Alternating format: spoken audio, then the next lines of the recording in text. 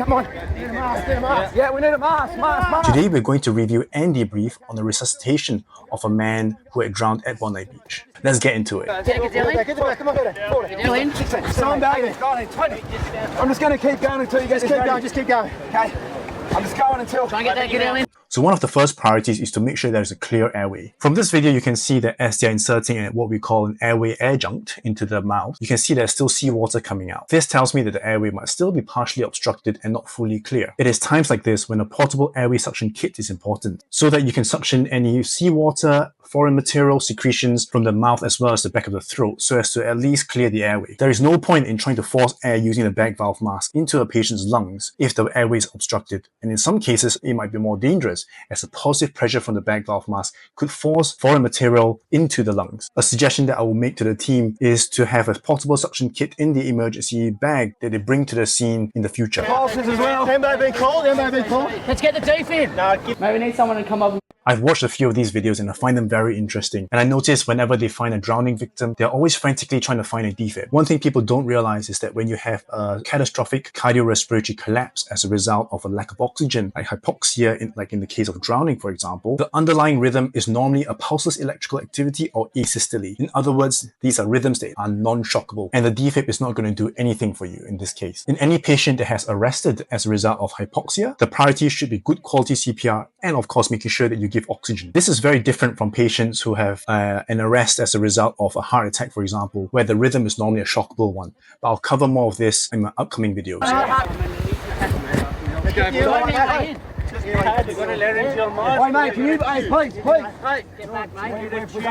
Section here, you can see that they're using a towel to try to wipe as much water and moisture from the chest. This is important as you want to make sure that the pad has got a good contact and is fully adhered to the skin. In hospital, we even have shaving kits on the crash trolley to remove any chest hair from the patient before sticking the pads on. If the pad is not fully adhered to the skin, this can result in insufficient energy transfer from the defibrillator into the patient and will result in an unsuccessful shock. Furthermore, poor contact can sometimes cause an electrical arc to form between the pad as well as the skin, resulting in an electrical burn. We're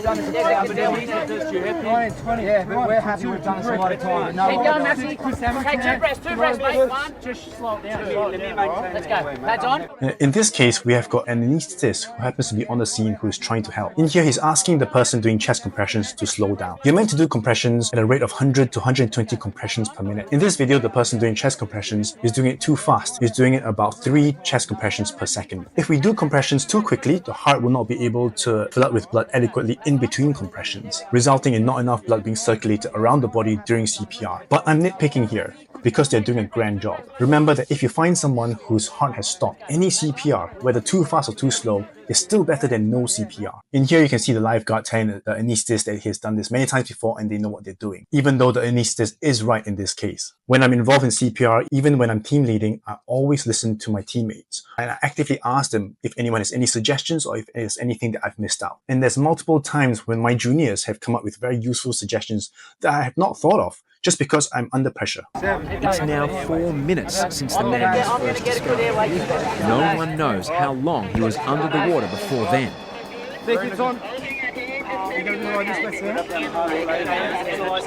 It's critical that no one touches the man's body while it is shocked. Get off! I know you can't touch him. Don't touch him. You'll get electrocuted. When the machine is assessing the rhythm, you shouldn't be touching the patient, as theoretically the machine could detect your electrical activity from your heart rather than the patient's. A shock is only delivered when someone presses the button on the defibrillator. It is a safety mechanism that is inbuilt into the defibrillator. I think that they were overacting just a little bit just to get the patient's friend away from the scene. Before the button is being pressed, it is the responsibility of the team leader as well as the person that's about to press the button to make sure that no one is touching the patient or near the patient. Then, at least 5 minutes after the man drowned, Has he got a pulse? I've got a pulse. I have a pulse. He's back. He's responding. Let's go. In this case, you can see that they are checking for a pulse on the wrist, which is what I classify as a peripheral pulse, and I do not recommend this. I recommend that a central pulse, such as a carotid pulse or femoral pulse, be palpated or felt in these cases. Especially in a post-arrest situation when the heart is just restarting, the pulse might be quite weak and could only be felt in a central pulse, such as the carotids or the femorals, and will not be easily appreciated on the peripheries, such as the wrist or the ankle. Let's go, let's breathe with him. Breathe with him. I've got a pulse. Breathe him up then. Breathe him up. We've got a pulse. I got a good Yeah, I know, pulse. we're going to breathe him up. Good pulse. Good work, boys. He's all right, mate. We got him. We got him, mate. Keep breathing him up. I'm so pleased that they managed to get this patient back, and I think overall they did a great job. This exercise is to highlight what went well as areas that I would have done differently. The point is to not criticize, but to help others who will be providing CPR in the future. If you found this video helpful and would like me to comment or debrief on other videos that you've seen online, please put the video links in the comments below or drop me a private message. I hope this video will help those of you who are going to provide CPR to patients in the future. Please like this video and share it with your colleagues, and please follow me for more similar content. I hope that helps.